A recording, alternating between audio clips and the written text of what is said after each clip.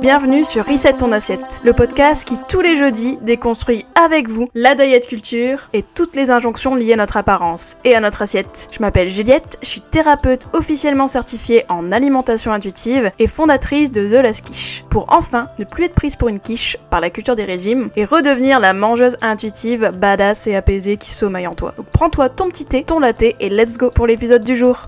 Nous y voilà, épisode 200. Incroyable, je pensais vraiment pas qu'en commençant Reset ton assiette, j'allais arriver à l'épisode 200, c'est fou. D'ailleurs, merci à toutes celles qui me suivent depuis le début, merci à toutes celles qui écoutent le podcast. Que tu sois là donc depuis le début, depuis son commencement il y a 4 ans, ou si tu es là depuis quelques épisodes. Donc aujourd'hui, pour célébrer ce cap symbolique, j'ai l'immense honneur d'accueillir sur le podcast Evelyne Tribol, qui est co-créatrice de l'alimentation intuitive. Evelyne, c'est une pionnière, dont le travail a littéralement transformé la vie de millions de personnes, de millions de femmes, dont la mienne. Dans cet épisode, on parle ensemble de l'alimentation intuitive, des préjugés, des idées reçues, ce qu'elle est et ce qu'elle n'est pas, mais aussi de plein d'autres sujets intéressants. Donc l'épisode a été enregistré en anglais, mais je te propose ici, aujourd'hui, une version traduite, une version doublée, que j'ai fait du coup avec mon amie Emeline. D'ailleurs, merci encore à Emeline qui a prêté sa voix pour doubler Evelyne, c'est pas rien quand même, Evelyne la légende. Donc voilà, donc là tu vas écouter notre doublage en français.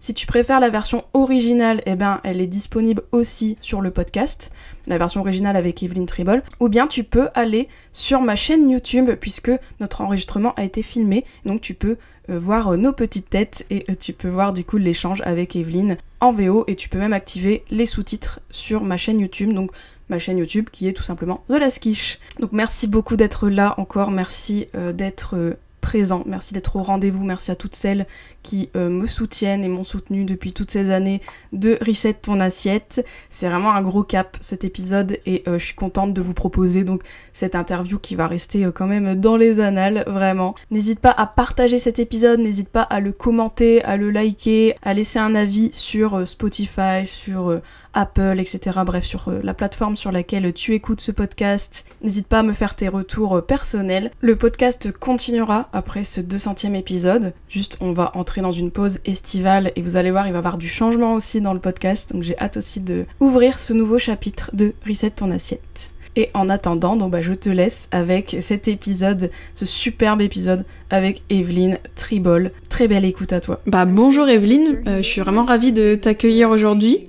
C'est super, merci encore d'avoir accepté mon invitation. Avec plaisir, hein, vraiment. Alors Evelyne, bienvenue sur le podcast. Est-ce que tu peux commencer par te présenter, nous raconter un peu ton parcours ?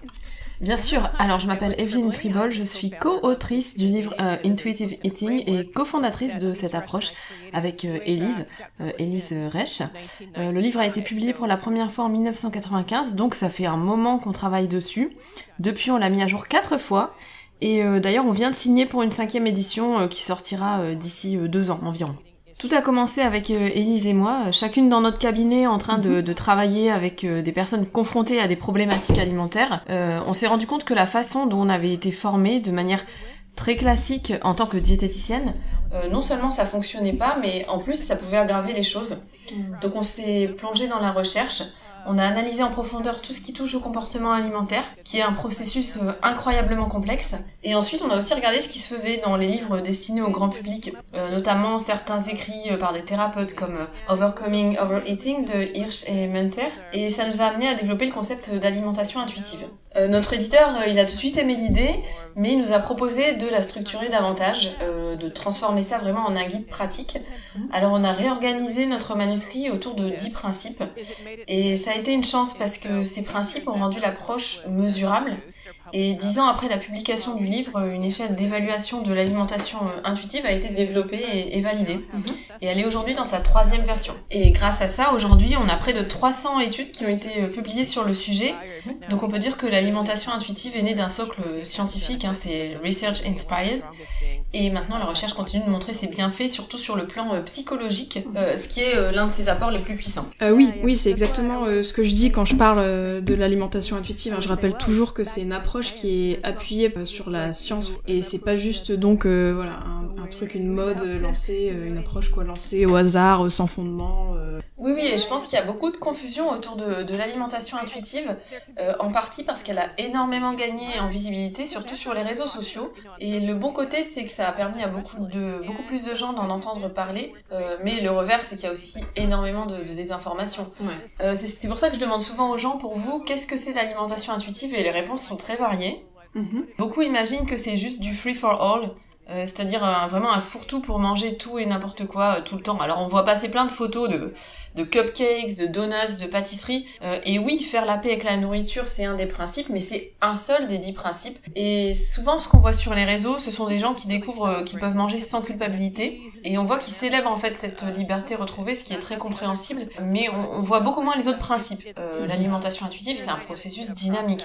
Ce sont pas des règles rigides, ce sont des principes qui guident vers plus de liberté et de connexion avec soi. Ouais, c'est vrai que sur les réseaux, les gens, ils montrent un petit peu, voilà, qu'ils mangent ce qu'ils veulent, et ça donne l'impression que c'est juste ça, mais c'est bien plus large que ça, évidemment. Ouais.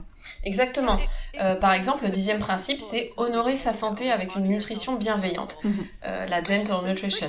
Donc la nutrition fait bel et bien partie du processus, hein, elle n'est pas mise de côté. Mais le mot nutrition a souvent été utilisé de manière traumatisante pour beaucoup de personnes. On voit qu'il déclenche des réactions négatives, donc on a tendance à en parler en dernier. Ouais, c'est ça, complètement. Et tu l'as mise à la fin pour une raison, enfin forcément, tu sais que c'est toi qui a créé le truc, mais parce que voilà, on peut pas aborder la nutrition tant qu'on est encore en conflit avec la nourriture, ou qu'on suit des règles un peu arbitraires. Donc avant de pouvoir parler de nutrition, moi je dis toujours qu'il faut d'abord en fait faire la paix avec la nourriture et sortir en fait des restrictions pleinement, quoi. C'est exactement ça, parce que si on introduit la nutrition trop tôt dans le processus, ça peut recréer en fait des règles déguisées. Et j'ai vu des gens faire ça, transformer les principes de l'alimentation intuitive en une nouvelle forme de régime. Mais je comprends que ça arrive. Notre cerveau est tellement conditionné par des années de régime, de plans imposés par des experts, des influenceurs, des gourous, donc c'est logique que certaines personnes abordent l'alimentation intuitive avec cet état d'esprit. Ce que je veux souligner ici, c'est c'est pas un système rigide, il n'y a pas de réussite ou d'échec, c'est vraiment un voyage d'exploration, et c'est un processus où tu apprends justement à mieux te connaître. Ouais, complètement. Et c'est pour ça que malheureusement, il y a beaucoup de malentendus, de quiproquos un peu autour de cette approche. Les gens, je trouve, ne saisissent pas toujours la philosophie profonde qu'il y a derrière l'alimentation intuitive, parce qu'au final, c'est pas juste, entre guillemets, une méthode pour manger autrement, ou un mode d'alimentation comme on peut croire. C'est, moi je dis tout le temps, c'est presque une philosophie de vie, quoi. C'est, voilà, j'aime bien dire, c'est vraiment une nouvelle manière de prendre soin de soi. J'aime beaucoup cette idée de philosophie de vie, et tu sais, on reçoit énormément de messages non sollicités, alors des emails, des DM, hein, des messages de gens qui nous disent à quel point ça a transformé leur vie. Et quand on creuse un peu, en fait, on découvre que l'alimentation intuitive repose sur de vraies bases scientifiques, notamment la neuroscience. Et j'aime beaucoup parler de ça, c'est vraiment une des choses que j'aime le plus expliquer dans l'alimentation intuitive, c'est ça justement, c'est la neuroscience qu'il y a derrière. Beaucoup de gens pensent que c'est une approche un peu vague, floue, presque un peu fleur bleue. Oui, en surface, ça peut donner cette impression, mais en réalité, c'est profondément ancré dans la science, notamment dans ce qu'on appelle la conscience interoceptive. Alors la conscience interoceptive, c'est notre capacité à percevoir les signaux physiques émis par notre corps. Par exemple, quand ta vessie est pleine et que tu sais qu'il est temps d'aller aux toilettes, bah c'est ça. Quand tu ressens la faim, la satiété, ce sont aussi des signaux interoceptifs. Et chaque émotion est accompagnée d'une sensation physique. Ce que ça veut dire, c'est que notre corps nous donne en permanence des informations utiles pour satisfaire nos besoins, donc physiques ou psychologiques. Et la conscience interoceptive nous aide à retrouver un équilibre. C'est un processus vraiment magnifique. Le problème, c'est que beaucoup de gens sont en guerre avec leur corps. Ils ne lui font pas confiance. Ils ignorent ou ils rejettent ces signaux, et parfois, même quand ils les entendent, ils n'y répondent pas. Et ça crée vraiment une véritable rupture, une rupture de confiance. Un des retours que je reçois le plus souvent, c'est « Oh, l'alimentation intuitive, ça a l'air génial, mais pour les autres. Moi, j'ai peur que ça marche pas pour moi. » Parce que justement, ils font pas confiance à leur corps. Et la bonne nouvelle, c'est que cette confiance, on peut la reconstruire. En fait, c'est comme toute relation. La confiance, elle peut être réparée.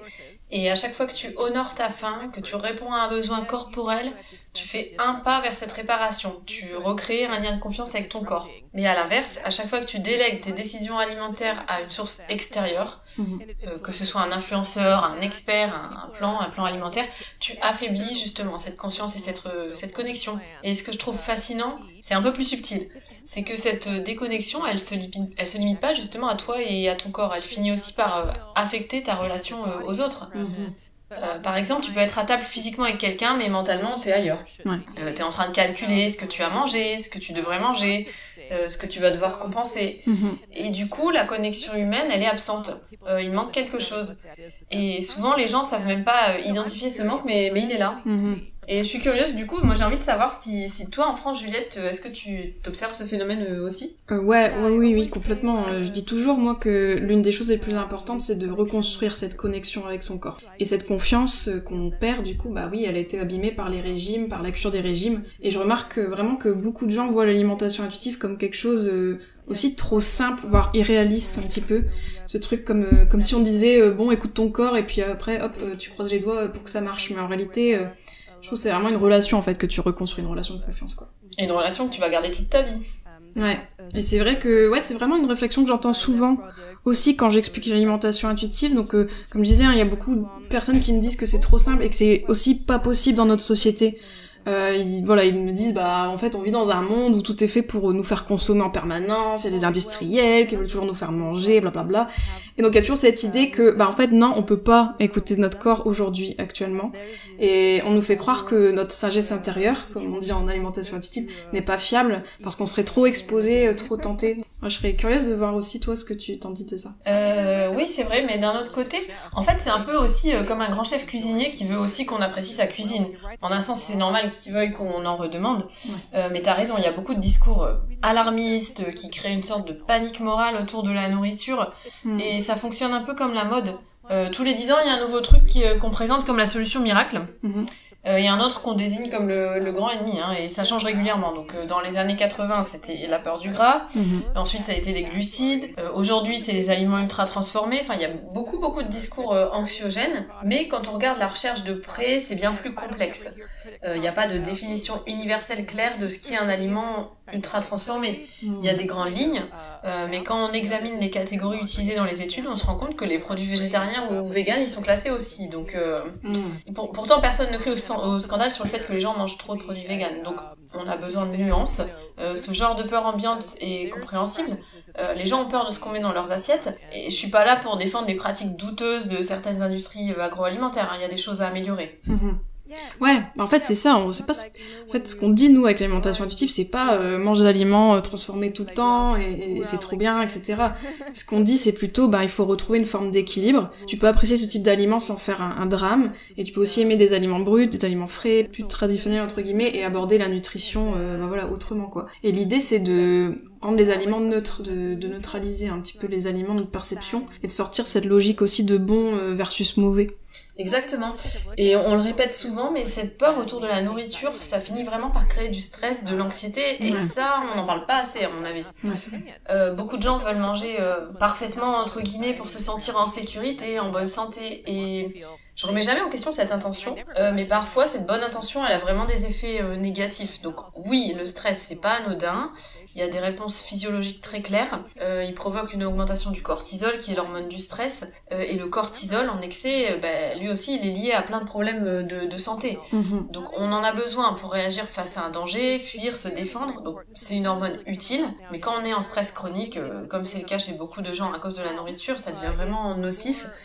Ça provoque ce qu'on appelle une charge allostatique, qui impacte en fait de nombreux systèmes du corps. Et au final, ça détériore la santé. C'est pour ça que quand on parle de santé, il faut vraiment élargir la perspective. La santé mentale, elle est aussi importante que la santé physique, et surtout les relations humaines sont essentielles. Et aujourd'hui, dans des pays comme les États-Unis, et j'imagine en France aussi, on observe une augmentation de la solitude et de l'isolement. Les gens se sentent plus vraiment connectés. Ouais, carrément. Il y a même un rapport récent sur le bonheur qui montre que les États-Unis sont parmi les pays les plus bas. Et l'une des explications qui a été avancée, c'était qu'on prend plus le temps de manger ensemble. Dans beaucoup de cultures, on le voit, les repas sont des moments de partage, de connexion, et ça contribue énormément au bonheur. Donc je dis pas qu'il faut toujours manger à plusieurs, mais on a perdu cette joie, ce plaisir autour des repas, et quand manger devient un acte rempli d'anxiété, de règles, d'interdits, c'est normal que les gens se désengagent. qu'ils aient plus envie de cuisiner, de partager un repas. Faut retrouver le plaisir de manger. C'est vraiment un besoin fondamental, mais c'est aussi une source de joie. Ouais, c'est intéressant ce que tu dis parce que en vrai, c'est souvent ce que les gens disent à propos des Français, que genre on prend le temps de manger, qu'on se retrouve autour des repas, qu'on fait de longues pauses déjeuner, etc. Et c'est vrai que oui, c'est une partie de notre culture et de notre héritage, je dirais. Mais en vrai, aujourd'hui, on commence quand même à voir une évolution. Et comme tu disais, en vrai, nous aussi, l'individualisme, ça progresse chez nous, quoi. Et avec le télétravail, surtout depuis le Covid, les gens, ils mangent plus seuls, ils mangent plus rapidement, parfois devant un écran, tout ça, donc on prend plus autant le temps qu'avant. Oh là là, vraiment bon, dommage. Tu vois, j'ai toujours eu cette grande admiration pour la culture française, notamment ce rapport à la nourriture, cette idée qu'on peut avoir une vraie relation de plaisir, de qualité, de partage. Donc là, entendre que cette tradition commence à être impactée, ça me rend un peu triste, même si évidemment ça disparaît pas du jour au lendemain. Oui, bien sûr, non, bien sûr, c'est pas systématique, mais je dirais que c'est une tendance qui émerge, quoi. On se met à courir après le temps comme d'autres pays occidentaux, en réalité, ça se ressent du coup dans notre manière de manger. Evelyne, du coup, est-ce que tu peux nous dire un petit peu comment l'alimentation intuitive ça a été accueilli au départ, notamment dans le milieu médical, quand vous avez lancé cette approche? Parce que en France, tu vois, nous, c'est encore difficile parfois d'en parler sans se heurter à la vision très pondérocentrée, donc très centrée sur le poids de la santé. Tu vois, nous, on dit toujours qu'il faut surveiller son poids, maigrir, se restreindre, etc. Alors parler de santé sans restriction, justement, comme tu dis, d'élargir, c'est compliqué. Du coup, voilà, dis-moi un petit peu comment ça a évolué aussi sur le long terme aux États-Unis, tout ça. Ouais, je comprends tout à fait. C'est une question qu'on nous pose souvent aussi ici aux États-Unis. D'abord, il faut savoir qu'Élise et moi, on a toutes les deux une spécialisation dans les troubles du comportement alimentaire. Et je pense que ça a été un atout majeur vraiment pour développer ce modèle. Ça nous a obligés à aller chercher dans des domaines variés de la recherche pour comprendre ce qui joue sur l'alimentation. Alors, dans le monde médical, l'alimentation intuitive a été plutôt bien accueillie dans le champ des troubles alimentaires, pas toujours parfaitement comprise. Ouais. Certains professionnels de santé disent encore on peut pas faire d'alimentation intuitive avec quelqu'un qui a un trouble alimentaire, mais en réalité si, on peut. Il y a 10 principes. Donc dans les premières phases de soins, ce qu'on appelle la réhabilitation nutritionnelle, les signaux de faim et de satiété sont souvent perturbés. Donc là on peut avoir besoin d'un plan alimentaire structuré pour assurer des apports suffisants. Et ce que j'aime demander dans ces cas-là, c'est quelle est ta vision de la guérison? L'alimentation intuitive, c'est un processus de guérison et de libération. C'est plutôt une question de timing, en fait. Ce qui est vraiment intéressant, c'est de voir que ce sont souvent des diététiciens et des diététiciennes expérimentés qui adoptent l'approche intuitive. C'est des personnes qui, on le voit, ont été confrontées aux limites du système pondérocentré, qui étaient dans des tranchées, qui ont vu que la focalisation sur la perte de poids, ça fonctionnait pas, et même qu'elle faisait du mal. Et ce qu'on entend souvent de la part des pros de santé dans notre formation, que tu connais, c'est qu'ils ont l'impression de retrouver du sens à leur métier. Et ça, c'est une façon beaucoup plus gratifiante de travailler avec les gens. Ceci dit, chez les médecins, il y a encore pas mal de résistance. Beaucoup restent très ancrés dans une vision poids égale santé, souvent parce que c'est aussi les protocoles de leur organisation.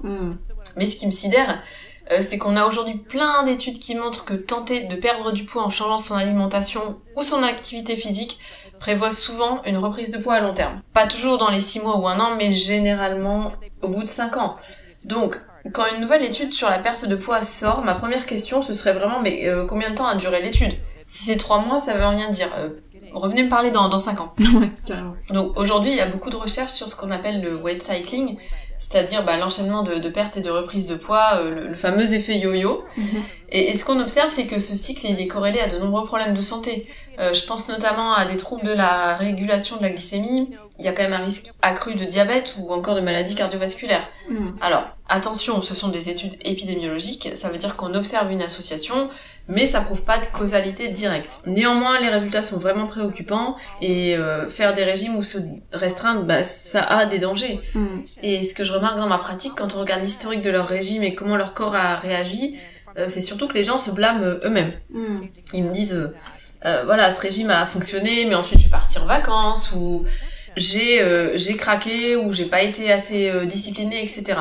En fait, ils pensent que le problème c'est eux. Mais en réalité, c'est pas eux qui ont échoué, c'est le régime qui est voué à l'échec. Et c'est un système incroyablement bien ficelé parce qu'il crée des clients à répétition. Et quand on explique ça, les gens sont souvent choqués, ils se demandent pourquoi mon médecin m'a jamais dit ça ? Et je leur réponds, en fait, les médecins sont des gens formidables qui veulent aider, mais on peut pas être expert en tout. Tu vois, tu parlais du Covid tout à l'heure. Les médecins doivent se tenir à jour sur les dernières avancées en infectiologie, en pharmacologie, en soins aigus, mais ils sont pas toujours à jour sur les sciences du poids ou ce qu'on appelle la weight science. Et du coup, ils appuient souvent sur des recommandations officielles de leurs instances de tutelle. Or, ces recommandations sont souvent influencées par des intérêts financiers. C'est pour ça que certaines personnes pensent que si on remet en question la perte de poids, c'est qu'on ne valorise pas la santé. Mais c'est faux, on peut tout à fait se soucier de la santé sans vouloir changer son corps. Y a même des études qui montrent que les gens qui pratiquent l'alimentation intuitive ou des approches similaires, comme l'alimentation en pleine conscience, ils ont plutôt tendance à manger plus de fruits et légumes, ou du moins ils en mangent pas moins qu'avant, contrairement à ce qu'on pourrait imaginer. Donc cette idée que si on laisse les gens manger ce qu'ils veulent, ils vont être en mauvaise santé, en fait elle est démentie par la recherche. Et quand les patients me disent mais pourquoi mon médecin connaît pas tout ça, je leur dis les médecins sont aussi humains, ils sont eux aussi influencés par la culture, donc ça on l'observe de toute façon dans l'histoire de la médecine. Il y a même un phénomène bien connu en recherche qu'on appelle le réflexe de Semmelweis. En fait, il vient du nom d'un médecin du 19e siècle qui avait prouvé que se laver les mains avant un accouchement, ça sauvait des vies. Et il avait présenté en fait ces données à ses confrères et ils l'ont ridiculisé, ils lui ont dit mais voyons, nous sommes des gentlemen, nous on n'a pas besoin de se laver les mains en fait. C'est absurde aujourd'hui, mais à l'époque il a été rejeté. Et en fait, ça on le voit, à chaque fois que de nouvelles données scientifiques viennent bousculer un paradigme dominant, elles sont d'abord recueillies avec scepticisme et moquerie. Ça on l'a vu avec Galilée qui a été mis en résidence surveillée pour avoir dit que la Terre tournait autour du Soleil, ou plus récemment d'ailleurs avec la découverte de l'H. pylori comme cause des ulcères dans les années 80. On voit que les médecins refusaient d'y croire. Il a fallu qu'un des chercheurs s'auto-infecte et développe un ulcère, montre que le traitement antibiotique fonctionnait pour que la science l'admettent. Et c'était un moment où on enlevait une partie de l'estomac aux gens, on leur disait qu'ils devaient changer leur alimentation, etc. Donc pour cette découverte, ils ont eu le prix Nobel de médecine, mais plus de 20 ans plus tard. C'est pour ça que je trouve que l'approche d'alimentation intuitive, elle est vraiment révolutionnaire, parce qu'elle représente vraiment un changement de paradigme, une autre manière de voir le soin, la santé, l'alimentation. Mais en France, c'est encore très difficile à faire accepter, notamment même dans le champ des troubles du comportement alimentaire, tu vois, comme tu disais, l'alimentation intuitive est tout à fait compatible en fait avec le processus de guérison, et pourtant il y a encore beaucoup de scepticisme, notamment même chez des diététiciens ou des diététiciennes, et je pense, perso, moi je pense que c'est lié au fait qu'on a une histoire très marquée par la grossophobie, et que notre système de santé est profondément enraciné dans cette vision poids-santé, etc. quoi. Ouais, c'est pareil chez nous. Et c'est dur de dire que la santé est plus large que ce qu'on pensait. Et ce que j'ai remarqué après depuis le Covid, on commence enfin à accorder plus d'attention à la santé mentale, mais avant c'était souvent relégué au second plan. Et en vrai c'est aussi pour ça que l'alimentation intuitive est si importante et si révolutionnaire, c'est parce que elle remet la santé mentale au cœur du rapport à la nourriture, chose qu'on faisait pas avant quoi. Et du coup c'est trop révolutionnaire quoi. Oui, et en plus elle redonne le pouvoir à la personne en fait. C'est plus le soignant qui impose ce qui est bon ou mauvais, c'est vraiment la personne qui apprend à se reconnecter à elle-même. Et tu sais, chez nous aussi, on commence à voir que l'alimentation intuitive est utile en prévention ou en traitement des troubles du comportement alimentaire, en particulier pour tu sais les personnes qui souffrent d'hyperphagie ou de troubles du type boulimique. Les études là-dessus sont très prometteuses. Tu vois, tu parlais de grossophobie tout à l'heure et du coup, je voudrais partager quelque chose à ce sujet-là. L'an dernier c'était les JO et le comité olympique il a publié un document justement sur le syndrome de déficit énergétique relatif qu'on appelle le REDS en anglais. C'est un phénomène qui est assez connu chez les athlètes qui mangent pas assez et on le voit, ça a un impact négatif sur presque tous les systèmes du corps, y compris les performances sportives. Et ce que j'ai trouvé fascinant, c'est de constater que t'as pas besoin d'avoir un trouble alimentaire pour souffrir de ce syndrome. Et pourtant j'ai plein de patientes qui s'entraînent comme des athlètes, mais à qui en fait finalement on reconnaît aucun de ces signaux. Et là ça rejoint un autre concept, c'est l'anorexie atypique, c'est quand une personne a tous les symptômes de l'anorexie mentale, y compris les impacts sur la santé, mais que son corps est gros. Là-dessus, ce que montrent les études, c'est que la sous-alimentation, elle est dangereuse, finalement, quel que soit ton poids. Et pourtant, dans notre culture, on le voit, on félicite parfois encore les comportements qui relèvent clairement de la malnutrition. quand on regarde les grandes famines historiques, on voit que ça a même des effets génétiques. L'étude sur la famine qui a été faite aux Pays-Bas pendant la Seconde Guerre mondiale, ça a quand même bien montré, ça a mis en évidence que les bébés qui sont nés à cette époque, alors que leur mère ne mangeait pas à leur faim, grandissaient avec des troubles métaboliques, c'est-à-dire un poids plus élevé, une vulnérabilité accrue aux maladies. En fait, le corps s'adapte à la famine pour survivre, même des générations plus tard. Hein. Alors quand je vois toute cette excitation autour des médicaments, du type le GLP-1 qui supprime l'appétit, je me demande si on n'est pas en train de créer une famine auto-induite à grande échelle. Et franchement, moi, ça m'inquiète. Hein. Ouais, c'est vrai que nous, en France, on commence à entendre parler de ces médicaments, mais pas autant qu'aux États-Unis. Et est-ce que tu peux nous en dire un petit peu plus justement sur sur ça, sur quel impact ça a sur la perception de l'alimentation intuitive et même sur la grossophobie?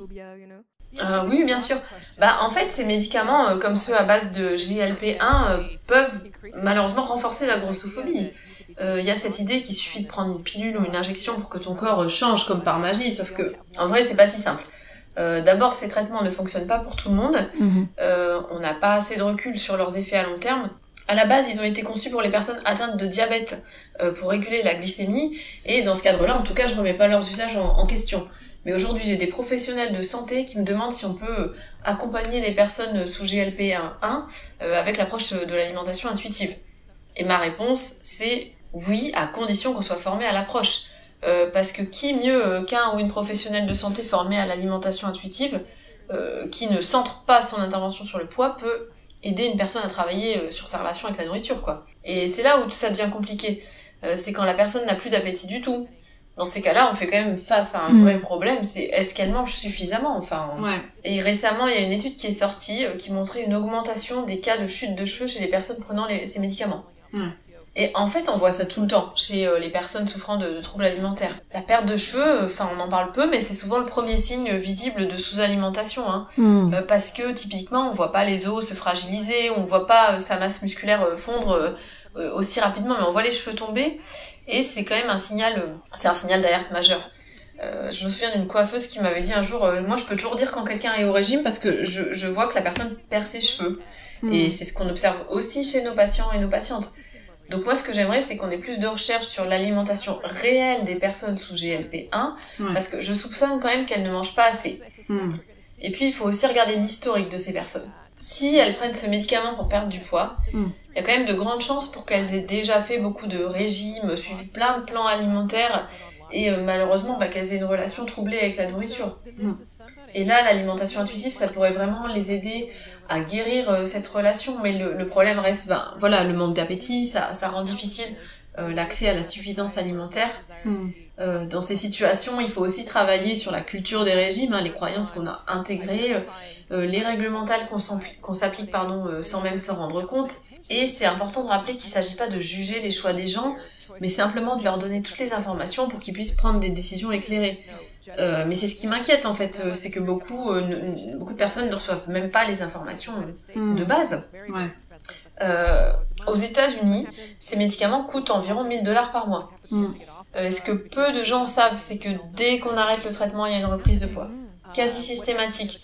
Et c'est bien documenté. Et en fait, du coup, si tu dois arrêter, qu'importe la raison, parce que tu ne le tolères pas, parce que tu tombes enceinte ou pour une autre raison, alors finalement, qu'est-ce qui se passe, quoi ? On n'a pas encore mesuré l'ampleur des effets secondaires, ni des impacts à long terme. Donc en fait, là, j'ai plus de questions que de réponses. Donc pour moi, le minimum, c'est que les patientes puissent donner un consentement éclairé. Et ce que je trouve choquant, c'est le nombre de personnes à qui ces médicaments sont prescrits vraiment sans discussion préalable, quoi. Des médecins leur disent simplement vous devriez prendre ce médicament sans parler des risques, sans parler du suivi nécessaire ou sans parler des alternatives qui s'offrent à eux. Ouais, carrément. En fait, ce que tu me dis, ça me fait beaucoup penser à la chirurgie bariatrique. C'est très répandu en France aussi. En fait, quand une personne jugée trop grosse pour le corps médical, c'est presque systématique, quoi. On lui propose assez facilement l'opération. Mais par contre, personne ne se demande si cette personne a des troubles du comportement alimentaire ou si elle est sous-alimentée, etc. Et c'est comme si, en fait, la taille du corps, ça suffisait à justifier une intervention aussi radicale et sans réfléchir au contexte. Alors que souvent, en plus, ce sont des personnes, peut-être qui sont grosses aussi parce que peut-être elles ont fait des régimes par avant, ou qui ont fait beaucoup de régimes, ou qui ont peut-être des TCA associés, etc. Et le problème, en fait, c'est que ces personnes, une fois opérées, elles conservent leurs troubles alimentaires, en fait, on s'en occupe pas. Ouais, c'est un point essentiel. Et malheureusement, là, tu as raison, en fait. La chirurgie bariatrique, ça traite pas les troubles alimentaires, ni ces médicaments, hein, d'ailleurs. Et mon inquiétude, c'est que la souffrance de ces personnes, elle est invisibilisée du moment qu'elles perdent du poids. Même si cette perte de poids s'accompagne de troubles graves. Donc, on voit de plus en plus de troubles addictifs après la chirurgie, hein, je pense notamment à l'alcool. On voit aussi une augmentation des idées suicidaires ou des passages à l'acte, sans parler de toutes les complications physiques possibles. La réalité, en fait, c'est que vivre avec les suites d'une chirurgie bariatrique, c'est comme avoir un job à mi-temps. Hein. En fait, tu dois constamment faire attention, prendre des compléments, subir des effets secondaires, surveiller ton alimentation au milligrammes. Et puis, on oublie aussi que c'est une intervention qui est irréversible. Et ça, on le voit, certains militants disent que c'est comme amputer un organe sain. C'est comme si on disait, ta main te fait mal, on va la couper. Il y a beaucoup de problèmes. Ouais, mais pour moi aussi, je trouve que c'est une forme de mutilation, quoi. Et c'est là qu'on voit, en fait, je trouve à quel point la grossophobie, elle est institutionnalisée. Parce qu'en fait, on propose cette solution extrême sans même prendre le temps de réfléchir à ce que vit la personne, en ayant véritablement le consentement de la personne, etc. Enfin, on s'inquiète pas de la personne, quoi. Ouais. Et souvent, les patientes ne sont pas prévenues que le poids peut revenir, alors que c'est bien documenté. Hein. Moi, j'ai une superviseure où c'est comme un mentor. Peut-être que vous appelez ça aussi la supervision en France. Ouais, on l'appelle comme ça, ouais. Ma mentor, elle est assistante sociale clinicienne spécialisée dans les problématiques liées à la chirurgie bariatrique. Et un jour, je lui ai demandé, mais comment tu fais pour travailler dans ce domaine alors que tu es militante contre la grossophobie ?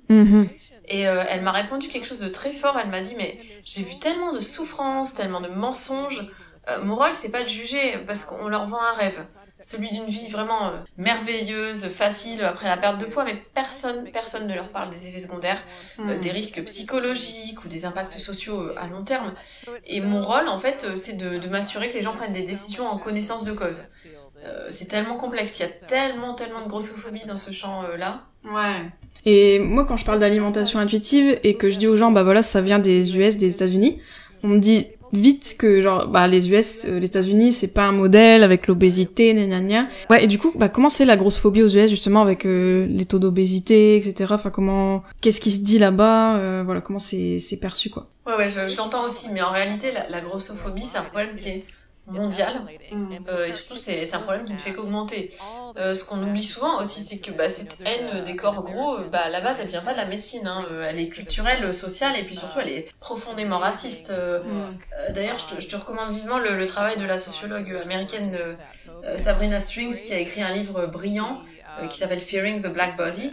À l'origine, il s'agissait de hiérarchiser les corps, et elle y explique vraiment comment la haine des corps gros est née bien avant qu'on parle de santé. Hein. Ça empire et ça tue. Donc, je pense qu'il y a eu de nombreux cas où la grossophobie médicale a eu des conséquences dramatiques, parfois même mortelles. Par exemple, dans notre livre, on parle d'une femme qui ressent fort mal-être, une douleur. Elle est allée consulter plusieurs médecins et à chaque fois on lui disait vous devez perdre du poids. Tout ça sans lui faire aucun examen médical sérieux. Hein. Son mal-être était constamment réduit à son poids. Et puis des années plus tard, elle a enfin vu un médecin qui a dit mais attendez, on va faire un vrai bilan médical. Et là, en fait, ils ont découvert un cancer métastasé. Et elle est morte quelques semaines plus tard. Donc là, on voit quand même que la grossophobie médicale tue, et c'est le fait de regarder un corps gros et de supposer que finalement tout est lié au poids, et de dire aux gens de perdre du poids au lieu de regarder ce qui se passe d'un point de vue purement médical. C'est pas un cas isolé, hein. Une autre femme a récemment raconté dans les journaux qu'elle se sentait pas bien, ballonnée. Son médecin, bien entendu, lui dit de manger mieux.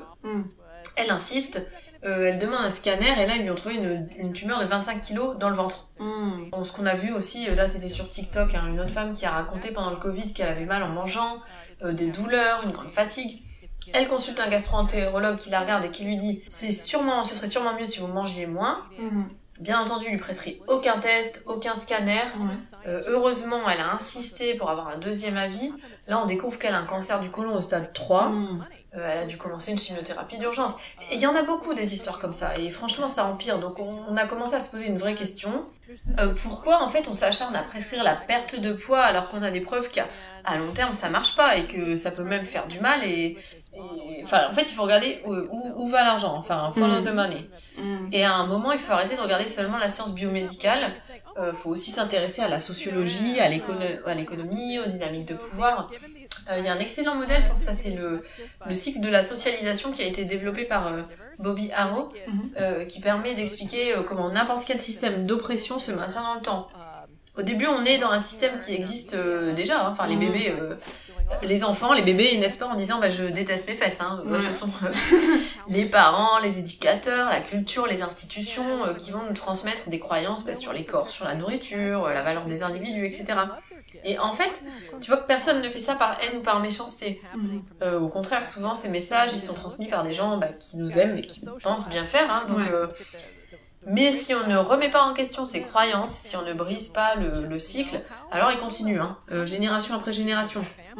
On a regardé les aspects sociaux, raciaux, il y a aussi des origines familiales. Moi j'aime bien poser la question en fait, comment le corps est traité et perçu dans ta famille ? Depuis les grands-parents, oncles, etc. Je travaille avec des gens de 3e génération qui font des régimes et c'est tellement complexe. Enfin, on doit arrêter ça. On peut se focaliser sur la santé sans se réduire à la taille du corps, quoi. Oui. Et puis, en fait, c'est comme avec les aliments industriels et les points de vue anxiogènes, etc. En fait, je trouve qu'il y a aussi beaucoup d'anxiété liée à l'obésité, entre guillemets. Enfin, voilà, moi je le vois aussi tous les jours dans ma pratique. Et ce que tu dis par rapport aux générations, aux familles, etc. Moi, je le vois aussi tous les jours dans ma pratique. Moi, j'accompagne des adultes souvent qui ont été mis au régime à 8 ans, voire plus tôt même. En France, en fait, dès que t'es trop gros, entre guillemets, à partir d'un certain âge, on va te dire très vite de surveiller ton poids ou de te mettre au régime. Et ça, même maintenant, en fait, même en 2025, quoi. Ah ouais. Ouais. Et par exemple, il y a quelques jours, il y a des politiciens qui ont proposé de peser les enfants en public à l'école. Oh là là. Ouais, moi j'étais choquée. Et surtout qu'on sait, en fait, que ça n'aide pas les enfants à être en meilleure santé, quoi. On sait ce que ça crée. Donc les troubles alimentaires, l'effet yo-yo, enfin le poids qui revient, la grossophobie aussi, intériorisée, etc. Ça peut même créer des traumas, une baisse d'estime de soi. Enfin voilà, moi je trouve ça incroyablement violent, en fait, de faire ça à des enfants, quoi. Ouais, non, mais c'est pareil ici aux États-Unis. En fait, c'est comme avec les cartes de report d'IMC. Ça renforce la stigmatisation du poids, de la honte. Et quand ces enfants deviennent adultes, ils ont plus confiance, ni en leur corps, ni en leurs signaux, ni en eux-mêmes d'ailleurs. Et je leur dis souvent, qu'ils sont pas cassés, mais qu'on leur dit à un âge très jeune, qu'ils peuvent pas avoir confiance en leurs signaux, en leur corps. Si les adultes ne peuvent pas rester au régime toute leur vie, comment on peut demander ça à des enfants, en fait? Je veux dire, ils vont manger en cachette, ils vont se sentir coupables, ils vont se sentir honteux par rapport à leurs parents, et en fait, ça crée encore plus de problèmes. C'est tellement triste. Ouais, c'est trop triste. Et je trouve que c'est très difficile aujourd'hui de faire reconnaître l'alimentation intuitive dans le système de santé, en tout cas toujours en France. Est-ce que toi tu vois une ouverture, un peu une brèche aux États-Unis pour intégrer cette approche dans les politiques publiques, de santé, etc. Alors ça c'est une très bonne question parce que en réalité le corps est politique. Et moi c'est pas un domaine dans lequel j'ai une expertise. Enfin je suis pas formée en politique de santé publique. Mais ce que je dis souvent aux professionnels de santé que je forme, c'est que si vous avez un rôle d'influence ou d'action dans les politiques publiques, alors c'est là que le changement peut commencer. Il existe quand même quelques exemples positifs. Dans l'état de l'Utah, il y a une politique de santé publique qui s'appuie sur les principes de l'alimentation intuitive. Donc, c'est encore marginal, mais c'est un début. Ceci dit, il faut être lucide. Aujourd'hui, la Big Pharma investit massivement dans tout ce qui concerne le poids. Il y a beaucoup d'argent à se faire en disant aux gens que leur corps est mauvais et qu'on a la solution miracle pour le réparer. Et dans ce contexte, l'alimentation intuitive, elle apparaît presque comme une approche subversive, quoi. Parce qu'elle promet pas un corps conforme, mais elle promet une relation plus saine avec soi-même. Il y a des résistances très, très fortes, même au sein des institutions. Par exemple, en 2013, l'association médicale américaine a soumis une question à son comité scientifique. La question, c'était: peut-on considérer que l'obésité est une maladie ? Le comité a étudié la littérature scientifique, ils ont analysé les données, etc. Ils ont répondu non, on n'a pas suffisamment de preuves pour justifier cette classification. Et pourtant, l'AMA, donc l'association médicale américaine, a outrepassé l'avis de son propre comité scientifique et a voté en faveur de la reconnaissance de l'obésité comme maladie officielle. Pourquoi finalement ? Parce que ça ouvrait la porte à de nouvelles lignes de facturation, de remboursement d'actes, de prescription.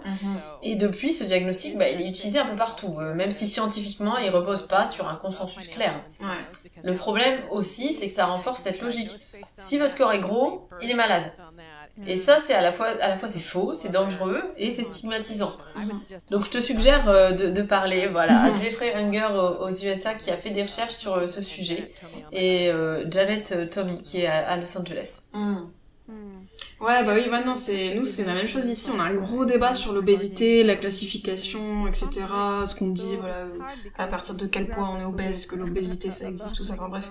Et on nous répète souvent que l'IMC, c'est un outil fiable. D'ailleurs, ça a été utilisé pas mal de temps et c'est toujours un peu utilisé pour classifier l'obésité. Et du coup, on parle beaucoup du fait que, dès que t'as un IMC plus élevé, il faut que tu perdes du poids. Et du coup, la perte de poids, c'est le seul objectif valable, etc.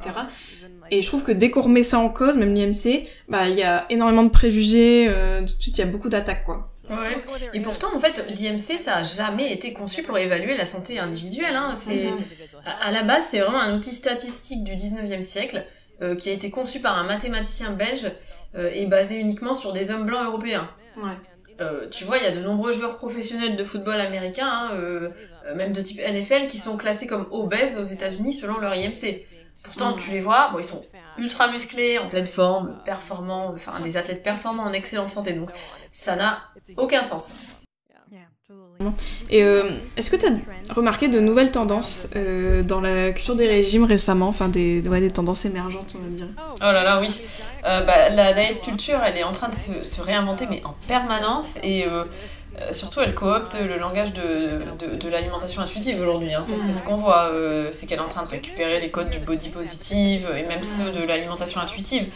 Donc tu vois des grandes entreprises, y compris celles de la Big Pharma, qui reprennent le discours de l'alimentation intuitive en disant oui, les régimes ne fonctionnent pas, ce qui en soi est plutôt positif, sauf que derrière ils ajoutent mais notre pilule elle fonctionne. Hein. Ou alors tu vois des grosses entreprises qui cooptent le langage de l'alimentation intuitive, c'est tellement frustrant et c'est ce qui m'a poussée à publier mon post le plus populaire sur Instagram, c'est comment repérer la fausse alimentation intuitive et je le reposte de temps à autre parce qu'on voit quand même aujourd'hui des gens qui disent pratiquez l'alimentation intuitive et perdez du poids, mais non. En fait, l'alimentation intuitive, c'est pas une méthode pour perdre du poids. C'est une approche pour cultiver une relation saine avec la nourriture, avec le corps et soi-même. Donc si quelqu'un vend une perte de poids sous couvert d'alimentation intuitive, c'est pas de l'alimentation intuitive, hein. C'est juste une nouvelle version de la restriction. Oui, c'est vrai que c'est parfois difficile de faire la distinction. Moi, il y a beaucoup de gens qui me disent et ça, c'est de l'alimentation intuitive, non, etc. Enfin, on m'envoie des posts, etc. Et en réalité, souvent, quand on me pose cette question, non, en fait, c'est pas du tout ça, quoi. Ce qu'on voit, tel post, ça n'a rien à voir. Et parce que maintenant, il y a beaucoup de personnes ou de programmes même qui utilisent le vocabulaire de l'alimentation intuitive, mais qui continuent à promouvoir des régimes au final. C'est un problème. Hein. Ouais, et en France, je sais pas si tu connais ce terme, mais il y a ce terme qu'on entend partout, donc maintenant en France, c'est le rééquilibrage alimentaire, donc en anglais, on pourrait dire food rebalancing, et en France, en fait, ces gens-là, ils vont dire, mais non, on apprend à manger équilibré, nanana, avec la nutrition, tout ça, mais en réalité, quand tu regardes bien, ce que ça implique, c'est toujours pareil, c'est un régime, en fait, parce qu'on donne des règles, souvent très précises, avec des objectifs implicites ou explicites de perte de poids, en catégorisant les aliments, etc. Enfin, franchement, c'est dur en France avec ce terme, parce que c'est hyper pernicieux, quoi. Ouais, non, mais là, je comprends, je comprends. Bon, merci beaucoup, Evelyne, merci infiniment, vraiment, pour cette conversation. Pour être honnête, j'étais un peu stressée, car pour moi, t'es vraiment une figure incontournable, t'es une pionnière, quoi. Et je suis vraiment honorée d'avoir pu échanger avec toi. Donc merci pour ton invitation, merci de partager ce message, et vraiment, j'ai beaucoup aimé cette discussion qu'on a eue aujourd'hui.